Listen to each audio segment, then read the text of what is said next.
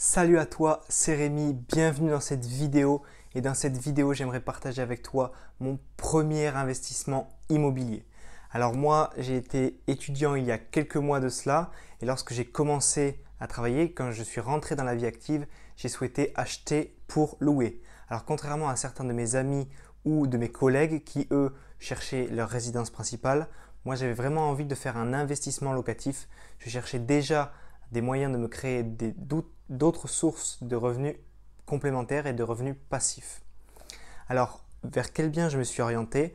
Je cherchais un studio d'environ entre 25 et 35 mètres carrés et j'ai trouvé un bien de 28 mètres carrés.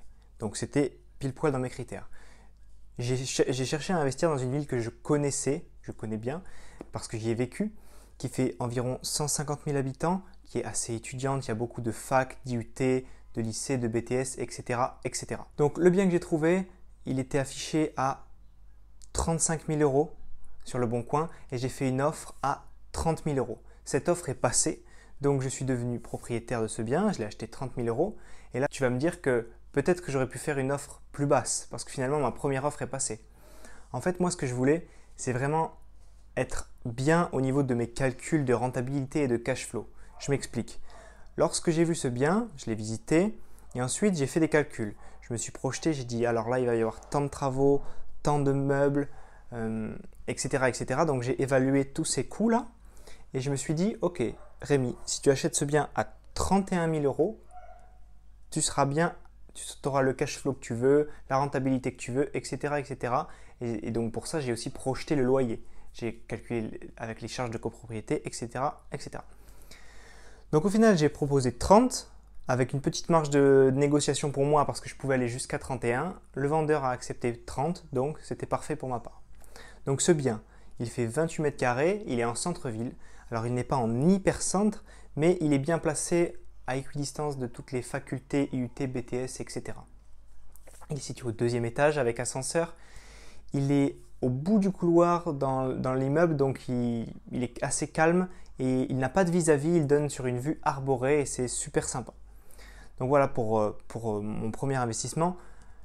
Et là, tu vas me dire, mais c'est pas possible de trouver des biens à ce prix-là dans une ville moyenne, en gros 1000 euros du mètre carré, quoi.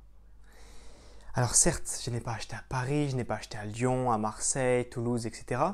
La ville dans laquelle j'ai investi est une ville moyenne, 150 000 habitants, qui n'a pas beaucoup d'attractions. Ce n'est pas une ville touristique, ce n'est pas une ville de bord de mer ou quoi que ce soit.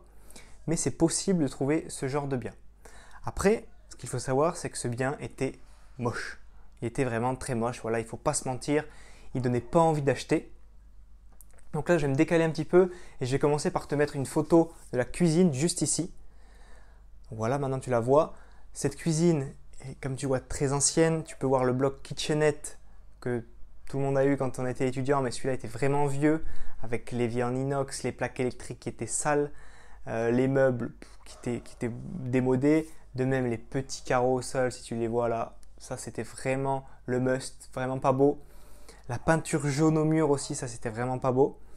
Ensuite, je te mets une photo ici de la pièce principale. Donc au sol, lino qui était abîmé et en plus qui était sale. Et au mur, il y avait du papier peint qui avait un peu jauni, donc vraiment, c'était pas la joie. Et en plus de ça, il faut savoir que ce logement était habité avant que je l'achète. Donc il y avait un propriétaire et il y avait un locataire qui louait le studio non meublé, mais dans cet état-là. Personnellement, moi, j'aimerais pas du tout. Mais après, chacun son truc. Il y a beaucoup de logements qui sont de mauvaise qualité, on va dire, sur le parc immobilier français. Donc maintenant, je te mets une photo de la salle de bain. Alors là, la salle de bain, c'est pareil, c'est quelque chose, il faut vraiment le voir pour le croire. Moi, j'ai trouvé ça vraiment moche. Bon, certes, il y a pire, hein, il y a bien pire, mais les petits carreaux, comme pour la cuisine. Ensuite, tu vois le meuble vasque, il n'y a pas de rangement. Le meuble vasque d'il y a 20 ans, toujours le même. Le petit sèche-serviette en bois, ça c'était vraiment joli aussi. Il y avait les toilettes étaient vraiment dégueulasses, donc il fallait tout virer. Le seul truc qui allait bien, c'était la cabine de douche. Donc ça, je l'ai gardée. Elle avait été changée il y a quelques années, je pense, et elle était potable. Donc très bien. Voilà pour les photos. Alors, pourquoi j'ai acheté ce bien s'il était vraiment moche? C'était quoi le but? Alors mon but, c'était vraiment d'apporter ma touche personnelle, d'apporter de la valeur dans ce bien, d'y faire beaucoup de travaux. Alors moi, j'ai été étudiant il y a quelques mois, comme je te l'ai dit tout à l'heure. J'avais un studio qui faisait 25 mètres carrés, qui ressemblait beaucoup à celui-là. Je savais ce que j'avais eu et qui m'avait plu, et ce qui m'avait déplu et ce qui m'avait manqué par exemple dans mon studio. Donc je savais que je pouvais apporter de la valeur et faire en sorte que l'étudiant, mon futur locataire étudiant, soit bien dans ce logement. En plus de ça, en apportant beaucoup de valeur et en faisant pas mal de travaux, bon, il n'y avait pas de grosses œuvres à faire, hein. C'était surtout des travaux de rafraîchissement et redonner une bonne tête au logement. Je savais qu'en faisant tout ça, j'allais beaucoup augmenter la qualité du bien et donc son prix potentiel de revente. Donc, si jamais j'avais un problème d'argent, manque d'argent ou j'arrive pas à louer par exemple l'appartement, je peux revendre ce bien assez rapidement et en plus cher qu'il m'a coûté au niveau achat, meubles, travaux, notaires, etc. etc. Donc j'ai de la plus-value latente, c'est ce qu'on appelle la plus-value latente. Ensuite, au niveau de ma cible, je souhaitais cibler les étudiants parce que d'une part, le logement est très bien situé, comme je te l'ai dit, il est environ à 1,5 km d'une fac, 1,5 km d'une autre, il y a 500 mètres de deux lycées, enfin voilà, donc très bien placé pour les étudiants. Et en plus de ça, lorsque l'on loue à des étudiants, on peut demander aux parents de se porter caution solidaire et ça c'est vraiment pratique.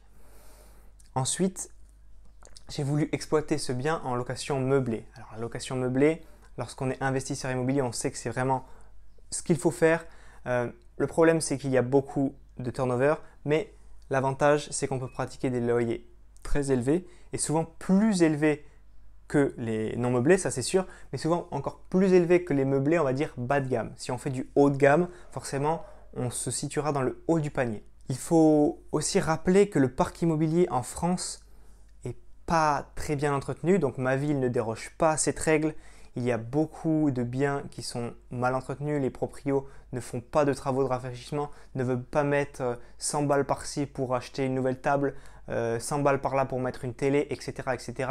Donc si on met de suite si on fait un appartement refait à neuf et qu'on met de suite des bonnes prestations, on se place tout de suite dans le haut du panier et dans les meilleurs appartements de son secteur. Mon but, c'était vraiment de blinder le prix du loyer, de faire un prix très élevé, mais aussi en rapport avec vraiment la qualité du logement et de créer le coup de cœur. Alors, comment faire? Je m'explique. Le logement va être entièrement refait à neuf et lorsque les gens vont rentrer dans mon logement, j'espère qu'ils vont se dire alors là, vraiment, c'est le premier logement où on rentre et c'est vraiment beau, c'est le plus beau qu'on ait vu de notre journée de visite ou de notre semaine de visite dans cette ville, c'est vraiment celui-là qu'il nous faut. Si tu arrives à faire ça, si tu arrives à créer le coup de cœur à ce point-là, que ce soit pour l'étudiant ou pour ses parents, tu as tout gagné. C'est fini, game over, loyer dans la poche, direct. Donc, je récapitule. Au niveau des montants, j'ai acheté ce bien, donc 30 000 €. J'ai fait quelques travaux plus les frais de notaire, ça fait environ 37 000 € le tout.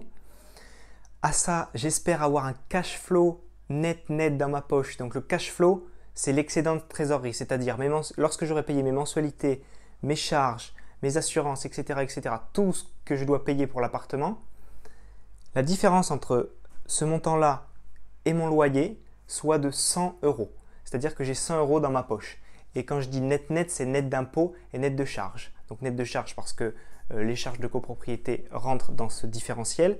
Et en plus net d'impôts parce qu'avec le statut LMNP au réel, je ne paierai pas d'impôts pendant plusieurs années. Donc voilà mon objectif. On verra dans la suite des aventures si j'y arrive ou pas. Peut-être, peut-être pas. On verra si j'arrive à cibler un étudiant ou une étudiante comme je le souhaite. Je vais t'annoncer donc maintenant la deuxième partie de cette vidéo, donc pas la deuxième partie mais la deuxième vidéo de cette série. Donc là j'irai dans mon appartement directement, je te ferai faire le tour du propriétaire, je tournerai mon écran, tu verras tous les meubles, tous les travaux que j'ai réalisés, la nouvelle cuisine, la nouvelle salle de bain et tu verras donc l'avant-après, l'avant avec les photos que tu as vues dans cette vidéo et l'après en étant directement sur place dans l'appartement. Si tu veux faire toi aussi ton premier investissement immobilier et le réussir, j'ai créé pour toi 1 heure de formation offerte sur l'immobilier. Tu la trouveras en dessus si tu es sur Facebook ou en dessous si tu es sur YouTube. Dans cette formation, j'aborde la fiscalité, je t'explique comment ne pas payer d'impôts lorsque tu loues en meublé. Je t'explique aussi comment faire ton annonce, comment choisir ton locataire, comment faire ton offre à ton vendeur, etc., etc. Tout ça, tu les retrouves dans les vidéos privées juste en dessous de la vidéo. Si cette vidéo t'a plu, pense à t'abonner, mets un gros j'aime. C'était Rémi, à très vite. Ciao.